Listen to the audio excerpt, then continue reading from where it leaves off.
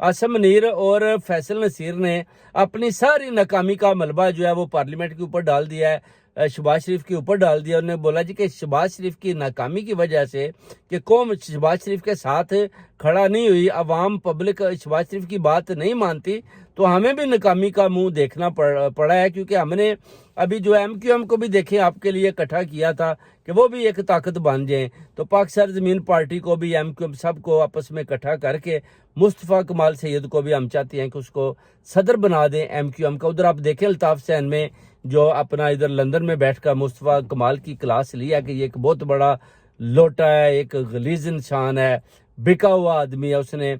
بڑی زبردست قسم کی پریس کانفرنس کی الطاف حسین صاحب نے، اور انہوں نے اس کے کٹے چھٹے کھول دیے کہ مصطفیٰ کمال آئی ایس آئی کا آدمی ہے اور یہ بہت بڑا لوٹا ہے. تو آئی ایس آئی نے یہ پاک سرزمین پارٹی بنائی، اور آئی ایس آئی نے ابھی